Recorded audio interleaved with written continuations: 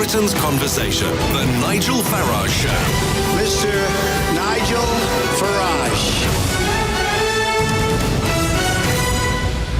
Thank you, Donald, and good evening, everybody. Well, I'm here in Strasbourg, where I've had a very busy day, an encounter in the chamber with the Taoiseach, the Irish Prime Minister Leo Varadkar, followed by a lunch, which is unusual for me to be treated that civilly, and, of course, in the House of Commons right now, the final stage of the EU withdrawal bill. They are voting on it as we speak. No huge shocks expected at this stage. Perhaps when it goes to the House of Lords in a few days' time we'll get that, but we'll keep you up to date with that, with any news that develops. Now, ever since President Trump decided he would run for president and went through that whole stage of primaries and then being the candidate, and then now for nearly a year, the sworn-in president of the US, journalists and mental health professionals have been speculating that his deterioration of vocabulary, as they see it, is a sign of cognitive decline. But of course, it was Michael Wolff's book, wasn't it, Fire and Fury, that really called into question the president's mental health. They said he was childlike and mercurial. They even suggested that at times Article 25 of the US Constitution, that's the one whereby the president can be removed if he or she are just frankly not up to the job, whether Article 25 could be invoked, whether Trump could be taken out because he wasn't fit to do the job. Now, the Americans take health of their leaders very, very seriously. Lucky we didn't, of course. Otherwise, Churchill would never, ever have been Prime Minister. But they take it very seriously. And Barack Obama appointed Admiral Jackson, US Navy, as his own presidential physician. And that role has continued under Trump. Jackson is a phenomenal doctor and a really great guy, said Dan Pfeiffer, Obama's senior advisor. So all of this has happened, and Ronnie Jackson, Admiral Dr. Ronnie Jackson, has reported, and what he did, he put Trump through something that is called the Montreal Cognitive Assessment. And guess what? The president scored 30 out of 30, leading to a full health report that Trump is in good shape physically and mentally. He may be a stone or so overweight, but for a man of 71, he's doing pretty well. And you would have thought, would you not, that with Admiral Jackson having given this report, as I say, somebody who has been there under the previous administration as well, that would have been enough to shut up the liberal media critics of America's 45th president. But you'd be wrong. Just have a listen to this media reaction to the news that the president is sane. The president's personal doctor memorably said during the campaign that he would be the healthiest individual ever elected to the presidency. Do you agree with that assessment? There was an incident recently where the president appeared to slur his words while giving an address. Did you look into what the cause of that might have been at all? In any way, with the low, I understand that the blood pressure was within norms, but with the high cholesterol, are there any concerns for his heart? Dr. Jackson, thank you. Could you just elaborate in layman's terms, if possible, and you've been doing a great job at that, what you ruled out in these cognitive tests? There have been reports that the president has forgotten names, that he's repeating himself. Are you ruling out things like early onset Alzheimer's? Dr. Jackson, does the president do anything at all right now in terms of exercise? What is his daily exercise routine, if there is one? So there you go. According to the US mainstream liberal media, unless you're in the gymnasium for an hour every day, you're not fit to be the US president. Lucky I haven't got an American passport and I'm not running. Can't say I spend too much time in gymnasiums myself. But isn't it amazing that even when the top medical expert says the president is in good physical and mental health, the liberal media simply can't accept it? And is it any wonder that at some point today, and I don't know whether this will break in the course of this programme, but at some point today there'll be a ceremony in the White House and the president is going to give out the fake news awards, and these will go to the most corrupt and biased of the mainstream media, and he intends to present them to the losers today. I'm not sure many of them will actually turn out, but of course it is simply an all-out war between Trump and the US liberal media. Now look, I know the president, I've met the president several times, I obviously watch and listen very carefully to what he says and does, and I'd be the first to accept that he's unpredictable. He is idiosyncratic. And yeah, I get it. He didn't go to one of the top universities in America. He's not an academic. But you know what? He's smart. He thinks things through. He's very, very good. Very, very good at sending his enemies off on wild goose chases in one direction whilst he gets on with the job in another. I think he knows what he's doing. I think he's on the ball. I think he's smart. I certainly want him on my side and not on the other side. But I'm asking you, because I know that this man raises huge passions among you. But given what the Admiral has said, that the Donald is in excellent health, do you now accept that Trump is fit to be president? Now, of course, if you think that story on itself is fake news, you can call me on 0345 6060 973, or maybe think it's time that these dissenters just simply shut up, in which case you can text to 84850, or maybe you think, more than me saying he's smart, maybe you think the guy is bordering on genius, in which case, using the hashtag Farage and LBC, tweet at LBC. And of course, you can watch me on Facebook from here in Strasbourg and comment there too. And Stephen calls me from Wimbledon, a new caller to the show. Good evening, Stephen. Good evening, how are you? Good, very well. So, do you think that this doctor, the Admiral, has got it right and that Trump is fit to be the US president? Well, it's ironic that you spoke about fake news. When you kind of started your show with fake news, because you initially said that doctors, plural, had given him a clean bill of health, when actually it wasn't doctors, it was one doctor, his own physician, that said it. Well, it was okay, Stephen, it was the guy that Obama appointed. Okay, let's move on. This is a doctor that also said that he will live for 200 years. It's now, amazing, isn't it? I don't know about you, but that doesn't seem to be a very kind of clinically sound medical piece of information that a man will live for 200 years. So I think it's safe to say that there's an element of bias. Obviously, this doctor is a Trump supporter, which is why he kind of gave the. It's almost like he had examined Superman. That's basically what we had. Stephen. I mean, this is what the diagnosis that came back. But on a serious note, Nigel, you kind of given him a lot of. You said he's smart. You said that he is on your side. Yeah, this is a man that only a couple of days ago made extremely racist remarks. So, I mean, it doesn't really play well with the people that believe that you yourself are racist. Well, Stephen, you're moving on to a whole new territory. Stephen, I will comment on that, but briefly, but we are debating whether he's fit to be the US president. Now, look, the comment that he could live till 200, clearly the Americans like a degree of exaggeration, although I do understand life expectancy is moving on. But, Stephen, where you are wrong, dead wrong, bang wrong, is the idea that this guy is a Trump supporter, because Admiral Jackson was appointed by Barack Obama to be the presidential physician, and Trump has kept him in the role. And to quote Dan Pfeiffer, Obama's senior advisor, who said just this week on Twitter, Dr. Jackson is a phenomenal doctor and a really great guy. So, Stephen, would you agree with me that this doctor, who may over-egg it a bit, but this doctor is neutral? So you're suggesting that his appointment was because he was a Democrat, then?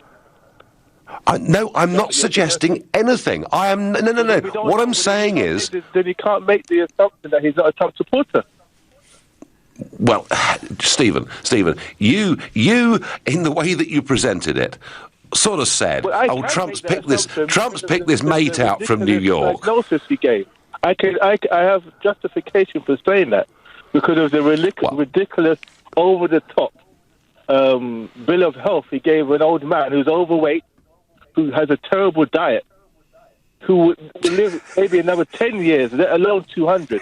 So that in itself tells me there's an element of of support there.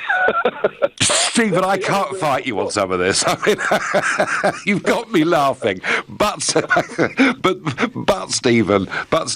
I mean, by the way, Stephen, have you ever done the Montreal cognitive test yourself? No, I have never done that. No, well, it seems to be a series of sort of recognising animals and rearranging letters, and I don't know whether I'd pass it, I've no idea. Stephen, do you accept that the President got a score of 30 out of 30 on this cognitive assessment, and whatever his faults, as you see it, may be, as a human being, he is fit to be the US President? Well, I mean, I'm not suggesting that he's an nincompoop, or he's a cretin or anything like that. The man obviously has some kind of savvy and some intelligence because he's run businesses. So it's not about Absolutely. whether he... I think the point really is whether he has the temperament. Or, I mean, you can have mental health issues and still be a genius. You can have narcissism traits. You can have a racist traits, and you can still be quite intelligent. The fact that the diagnosis is whether he's fit to be president. Okay. Well, Stephen. The press have called him all these things, and yes, he was very condemnatory of certain countries the other week. I don't think that was a direct slur at people's races. It was about the corruption and the way some of these countries are run. However, Stephen, I put it to you that he's passed the cognitive test, and I think the fact that the press pack in DC simply refused to accept these findings, I think it says more about them than it does about Trump. Stephen, first-time caller, great call, made me laugh. You're listening to The Nigel Farage Show, exclusively on LBC, live from Strasbourg, and it's 7:15. Donald Trump stumps his critics by taking the Montreal cognitive assessment test and getting 30 out of 30. So the president is not mad. I have to say, this is not the first time in my lifetime that this criticism of US presidents has been used. It is a very, very low trick, and it's something that was consistently done about Ronald Reagan. Consistently, questions were asked about whether he was mentally up to doing the job. And indeed, in Bill Clinton's first troubled years, there were many in the US media questioning whether he mentally was up to the job. And with Trump, it's an all-out assault. And kind of even when he gets 30 out of 30 in this test, they simply don't believe it. But I can see why they get upset with him, because, boy, this man just baits the media. Here's a series of Trump tweets that went out on the 6th of January this year. He said, "Now that Russian collusion, after 1 year of intense study, has been proven to be a total hoax on the American public, the Democrats and their lapdogs, fake news mainstream media, are taking out the old Ronald Reagan playbook and screaming mental stability and intelligence." And then he goes on, "Actually, throughout my life, my two greatest assets have been mental stability and being really smart. Crooked Hillary also played these cards very hard, and as everyone knows, went down in flames. I went from very successful businessman to top TV star to President of the United States on my first try, and I think that would qualify me as not smart, but genius. And a very stable genius at that." And when Trump does things like this, those who don't like him just start screaming. They can't control themselves. They can't believe this man. And they can't see he's taking the mickey out of them. They just don't see it. Now, look. He passed this test. The other comment the doctor made, the chap that Obama appointed, the admiral who has got these rave reviews, he did say that bodily he thought Trump could live to 200, which is odd and is prompting many messages from you. Stuart says he could live to 200. Well, if money buys life, he won't be the only one still around. Lynn says, oh God, a doctor can't talk tongue-in-cheek, he'll live for 200 years. Dear, dear. And Mo says, Churchill wasn't thin, and he was a great man. Well, Churchill wasn't thin, and if you believe some of the accounts, you know, he was even drinking quite a sort of light glass of white wine with breakfast in the later years of his life. Of course, he smoked big cigars constantly, and in 1941, on a visit to the White House, when he did his absolute best to persuade the Americans to join the war, he actually suffered a heart attack. And 3 days after that heart attack, he spoke to the Canadian Parliament, where he said that Hitler had said that the British nation would be strangled like a chicken. He said, some chicken, some neck. So it is actually possible to be a good leader and not necessarily spend your mornings in the gymnasium, I would put to you. Mike in Southgate is my next caller. Mike, do these cognitive assessment tests prove that he's fit to be president or not? Well, if I was his doctor and he threatened me, I would do whatever he said. I believe that you're a bit blinkered in this. It's like any company. If there's a huge turnover of staff, there's something wrong with the management. It's the same with him. He's doing things wrong all the time. You wouldn't work for somebody like that, would you? Unless there was something to go for. He's obviously paying the doctor in order to give him the report. Otherwise, the doctor would resign. That is an outrageous comment. When he writes his book, what actually he thinks of. That is an outrageous comment, isn't it? I mean, the previous caller suggested that... See the way he behaves. Look, if you behave like that, and every time somebody brought you up, why do you say this? Oh, no, I didn't say that. Why did you say this? No, I didn't say that. I said this, I said this, I said this. There is something wrong. You have to believe what you see, not believe what the reports say. But, Mike, he didn't. This doctor isn't a golfing mate from New York who he's got in and bunged 10 grand to. If you don't give me the report the way I want it, I'm going to do A, B, C, D. How did he get to his place in the first place? Did you ever study how he got to be a multimillionaire? If you study that, you see all the things he pulled out with the mafia and all the rest of it, and his father, you would see it wasn't because of his ability, it was because he managed to persuade, if you don't do this, I'll do this. If you don't do this, I'll do this. It's probably the same with the doctor. So, Mike, let's just be clear. You're saying he threatened the doctor, yeah? I believe so, yes. Well, in 10 years' Mike, time, when the doctor writes his report, we'll find out the truth. It's fake news. But Obama appointed this guy. It doesn't make sense. And look, Mike... And you say certain things, this is going to happen, I'm going to pull this, I'm going to do this, I'm going to do that. What happens? He has to do what he's told. Mike, I just don't buy it. And yeah, you're quite right. Would do exactly what he said. After the way he behaved. I should think if the doctor had come out and said that Trump was mentally unstable, he would be feted as the champion of Washington, D.C. and New York. He would probably get television roles advising on health. By threatening, do you? You just don't know. We'll wait in 10 years' time. Mike, he was part of the real estate game. His report. He was part of the real estate game. The way the man behaves, there must be something wrong. Has to be. All right, Mike, you've made your point loud and clear. I mean, look, I know Trump sets himself up to be criticised, but I do think that comment, frankly, is a bit outrageous. Maybe I'm wrong. Maybe I'm in a tiddly minority. Maybe you all think the bloke is crackers. He's a thug. He put a gun to the head of a doctor and said, unless you give me 30 out of 30, bad things will happen to you. I don't believe it. James is calling from Huddersfield and is another new caller to the show. Good evening, James. Good evening, Nigel. How are you? I'm well, thank you. But is the president well? Is the president well, James? This is the question. I think it actually, in a way, goes a bit deeper than this. I think, unfortunately, Trump is a sort of character who, if he said turn left, everyone would jump on his back and say, no, don't you mean right? And I think it goes even deeper than that. I think it actually goes back to Brexit. I know that might be a different topic, but I think that was a kind of catalyst of, as you said, the normal man and woman in the street having their say. And America kind of followed suit.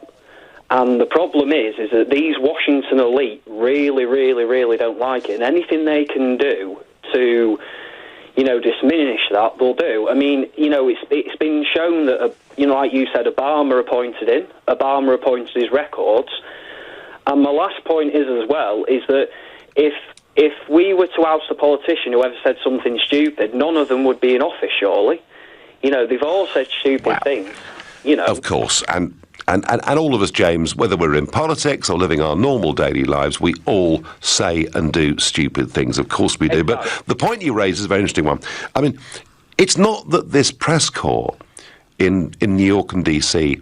are critical of the president. They actually actively hate him. Oh, yeah, of course they do. Of course they do. They actively hate him, and they'll do absolutely anything they can to oust him. I mean, it's very funny how and I'll probably get slaughtered by this from your next caller, but it's very funny how Hillary had her illness do as well. And, you know, it were kind of glossed over and glossed over and glossed over. Trump says something slightly wrong, and everyone's all over it. And you've got to think, why is that happening to him? You know, because they want to stop Trump. James, they want to stop Trump. The elites want to stop Brexit, and I'll talk a bit more about that in a few minutes' time. And James, I wouldn't argue that Trump was a perfect personality, but you know what? You can't make an omelette without breaking eggs. He's in there, he's shaking up the system, and the American economy is growing at more than 3% and set, in my view, to rocket further higher. James, thank you very much indeed for your call. Thank you. Thank you. And James making the point that actually these people just hate him so much. And, you know, I played you that clip earlier, nearly a minute, of all those different reporters from media organisations just not accepting what they were told. And yes, the doctor saying that Trump could live to 200. I think he was having a bit of fun too, wasn't he, at their expense? But of course, it's very difficult. Jokes aren't popular in the modern world. No one's allowed to laugh anymore. Michael is calling from Canary Wharf. Michael, good evening. Good evening, Nigel. Nice to speak to you. Good to speak to you. Another new caller to the show. Is he fit for the job, Michael? Of course he is. Of course he is. The fact, I listened to the some of the footage earlier. The radio footage earlier. The fact that the cognitive part of the test was optional, the doctor didn't. If I'm not mistaken, the doctor didn't actually want to carry out the cognitive part. It wasn't necessary. Trump insisted on that being done. Wasn't that the case? I believe that's the case, and he got 30 out of 30. A home run, I think, in American sporting terms. A few weeks ago, everyone's going, oh, he's got mental illness issues and he's not stable. So he then opts to take the optional, which he didn't have to, the cognitive part, to prove that he's actually fine, to sort of, quash all the doubters, if you like. And then people are coming out like your previous caller, Mike, and saying, well, he's obviously threatened the doctor. I actually think it's a brilliant coup on his behalf. He's playing up to the media in the way that only Donald Trump can, and cleverly. Absolutely. And I say hats off to the gentleman. He's doing exactly what he said in his manifesto, sort of leading up to the election. I know. He's fulfilling all of the promises. It's not like, everybody's he's doing what he said he was going to do. Do you know, Michael, I think you're absolutely bang on the money with that, because he's restoring faith in the democratic process. Rather than just lying to people at elections, he's doing his damnedest to carry out the manifesto. Michael, thanks very much indeed for your comments. Well, lots of passion, lots of thoughts, lots of calls and messages on this subject. We will, of course, bring you live at the Fake News Awards if it happens in the course of the next half an hour. You're listening to The Nigel Farage Show. It's 7:30. The 45th President of the USA takes the Montreal Cognitive Assessment Test and gets 30 out of 30. And you'd have thought that had ended any argument that mentally he wasn't fit for the job. But no. The liberal mainstream media in America won't accept it, and there are people calling this show and texting and tweeting saying he must have threatened the doctor. Boy, he's a man who raises great emotions. Now, here today in Strasbourg, we had a visit from the Taoiseach, the Irish Prime Minister, Leo Varadkar. He spoke in the Parliament. We had our opportunity to speak to him as well. I have to say, I don't think I've ever met the leader of any European Union country who was such a huge, ardent supporter of the European project. But I did ask him one or two questions today. You are part, of course, of a big attempt here and elsewhere to frustrate and to attempt to overturn Brexit. You don't want Britain to leave because you know if they do, others will leave too. And I would just say this to you. I don't want a second referendum on Brexit. Absolutely not. But I fear that you are all working together with Tony Blair and Nick Clegg to make sure we get the worst possible deal. I say that because I've seen it all before. The difference is, if you force the Brits to do it again, there'll be a different outcome. Well, What I referred to there, of course, was the fact that the Irish voted no to the Lisbon Treaty a few years ago and were forced to vote again. Now, Varadkar, in response, said, no, I'm not involved in any plots with anyone. He said, I've never met Blair. I've only met Clegg once. I'm not party to any plot against the UK. I'm a friend of the United Kingdom. Well, fine. He's absolutely fully entitled to respond to me like that. But very interesting, over the course of this week, Juncker today said, even if you leave, you could invoke Article 50 to rejoin. So the big message coming out of all the leaders in Brussels this week is please don't go, please have another referendum, please reconsider what you have done. Now, the European Union withdrawal bill has cleared the House of Commons after MPs gave it a third reading by 324 votes to 295. That's a majority of 29. We will try and get LBC's political editor Theo Usherwood on at some point, because there were some very interesting amendments put down by the Labour Party. But as it stands, that's gone through the House of Commons. It now goes to the House of Lords. We're expected to be debated on the 30th and 31st of this month, and boy, there's going to be some fight there. Ken Clarke says he hopes that peers make an enormous number of changes. Jacob Rees-Mogg says that peers would look ridiculous if they tried to force a second referendum on the British public, and if they did, the institution could well get into difficulties. Well, I have to say that my views are a bit stronger than Jacob's, but I'll save them for the 30th and 31st. Your texts and tweets coming in. That doctor-physician is not so much phenomenal as a phenomenon, says Simon. Just because Trump doesn't conform to the liberal norms doesn't make him ill or insane, says Chris. When will fake news cross the Atlantic and infiltrate our political elite too, says Tom from Basingstoke. Matey, it already has. And a very interesting tweet here. You know what? Sometimes I just think maybe President Trump is a genuine genius. The whole media machine is against him. The American government is against him. Our government is against him, but he's winning every day. Well, I have to say, some truth in that. Ollie is calling me from Wembley, a new caller to the show. Good evening, Ollie. Evening, Nigel. Good evening. So, does 30 out of 30 convince you that he's fit to do the job? Absolutely not. I mean, we all know the story of Anders Breivik, the Norwegian sort of neo-Nazi terrorist. He was also ordered to have a psychiatric evaluation, and the results came out that he was perfectly sane.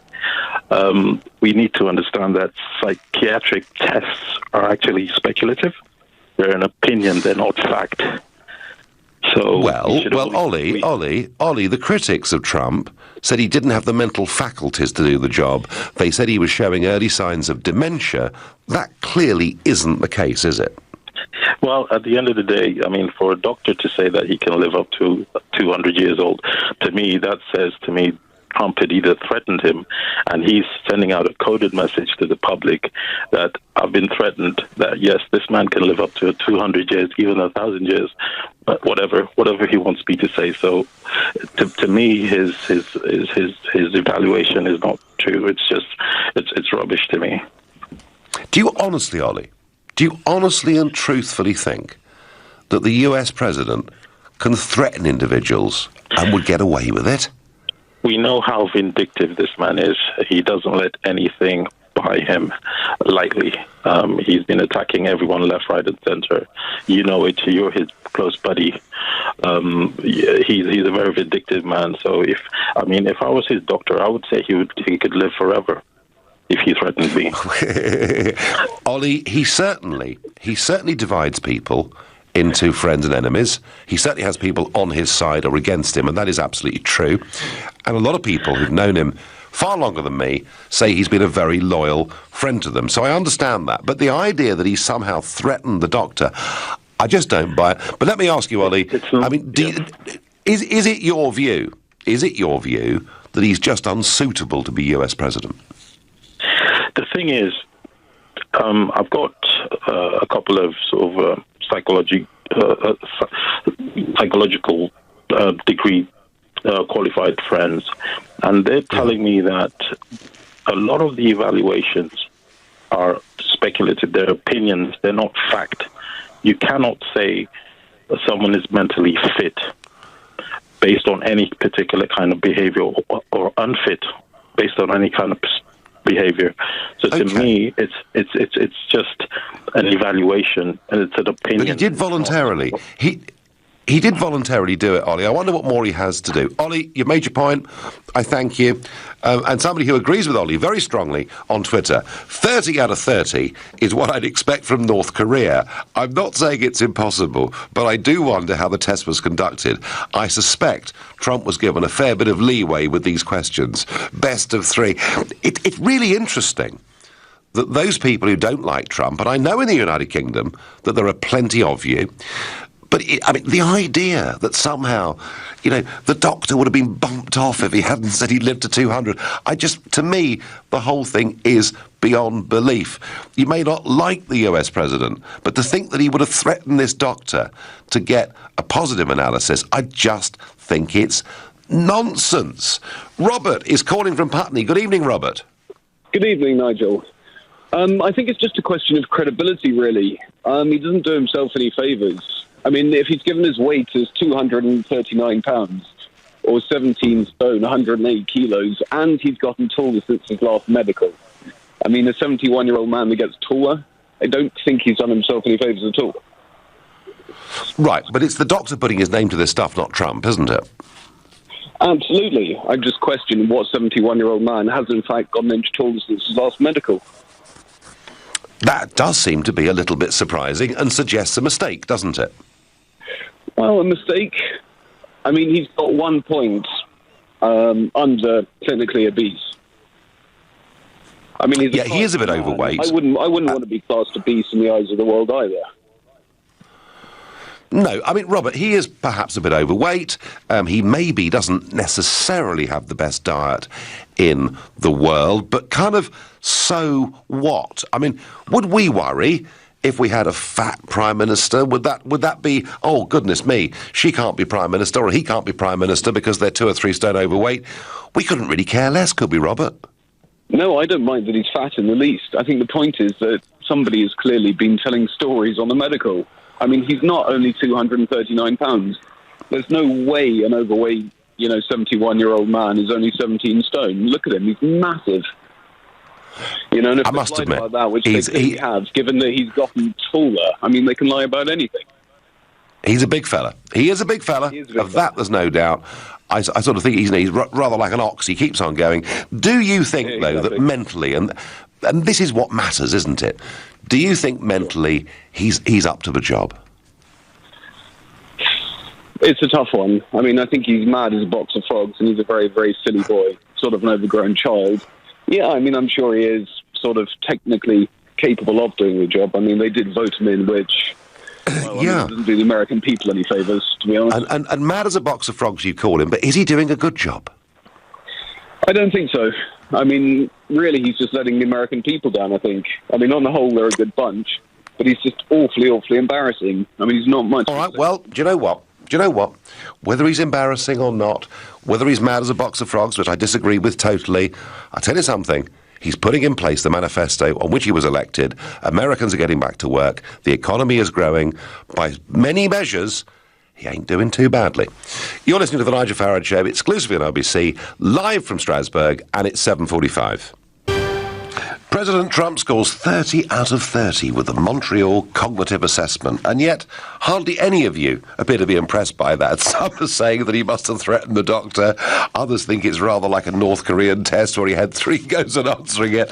And whatever he does, he can't convince his critics that he's mentally fit to be the US president, and least of all, that press pack, that liberal media, mainstream media press pack in Washington, D.C., and a lot of very strong opinions coming from all of you. David says the doctor performed no test of personality.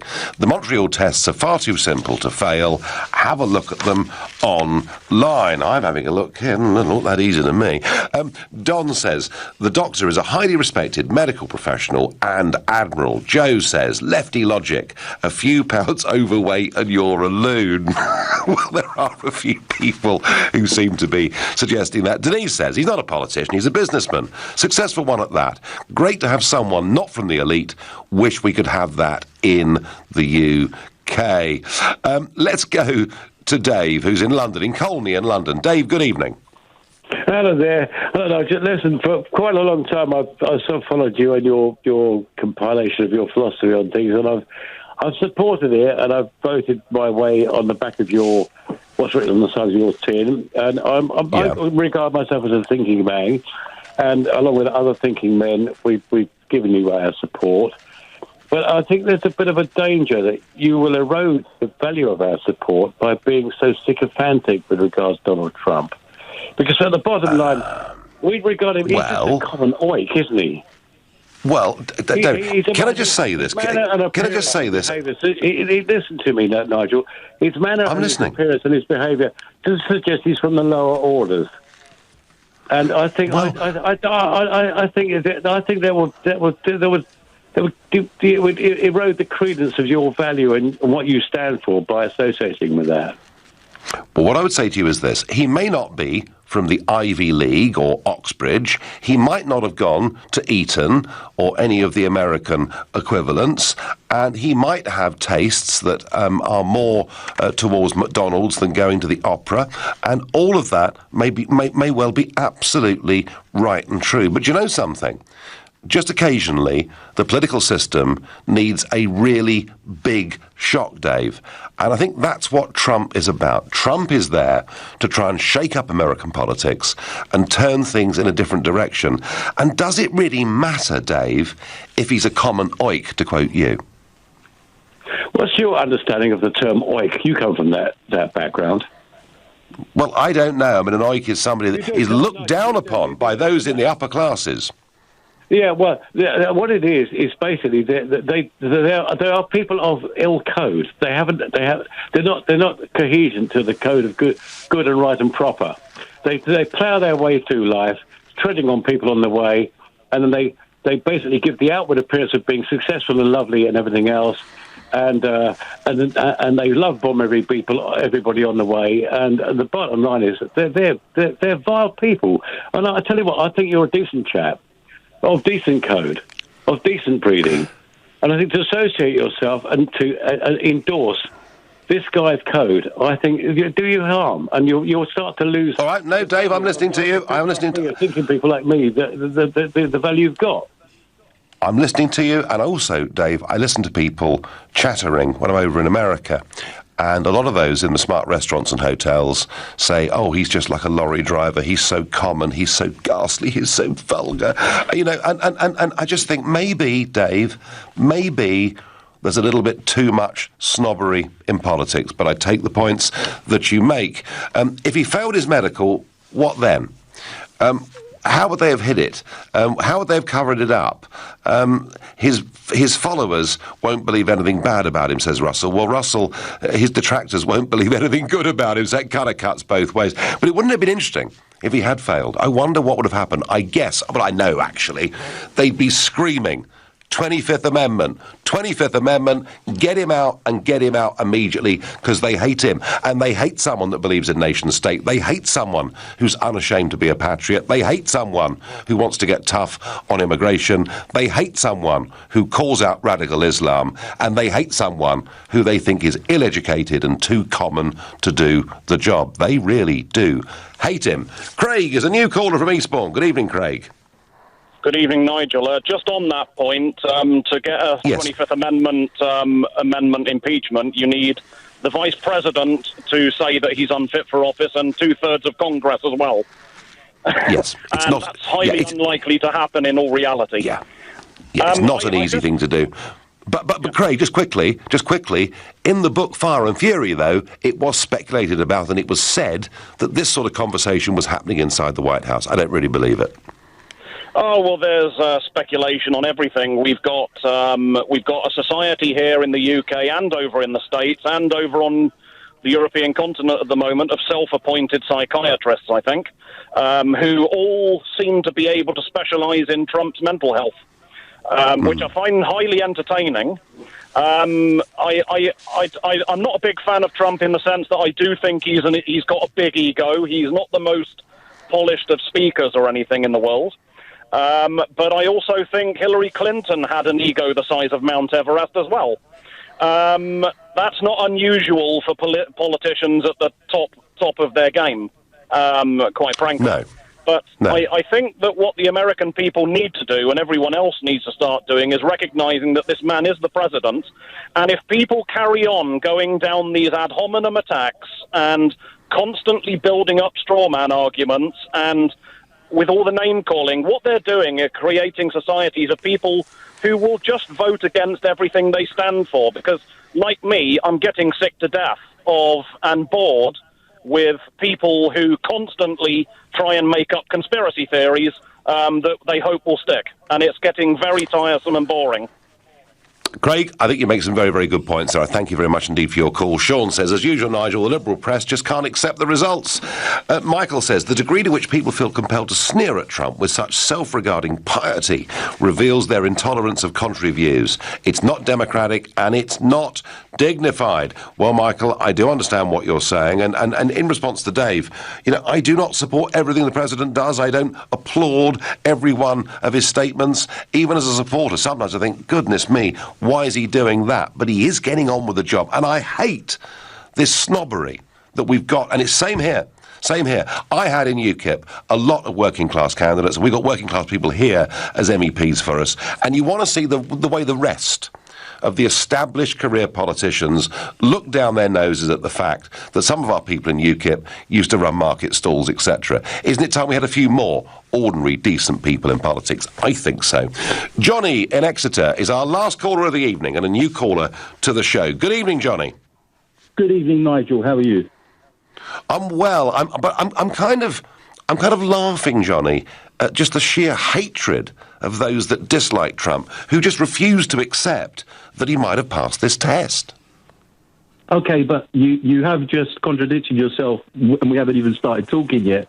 You just said that the sheer hatred of people that dislike him, well, either they dislike him or they hate him. You can't. You can be both, but not everyone. I don't particularly like him.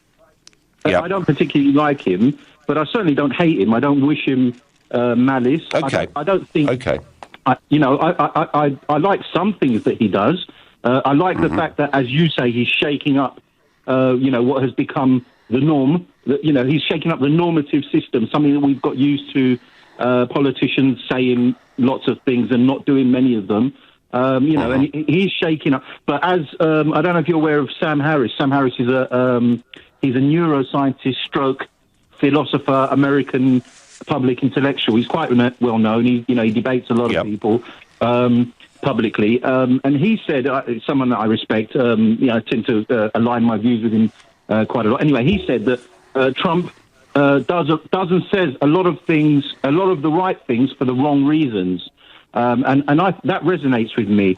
I think on the point of this 30-point test, I think it's a straw man, as I've heard the term used tonight already. I think it's been held up as a straw man because it doesn't say anything except that he has Alzheimer's and that he's fine. And that's what it was.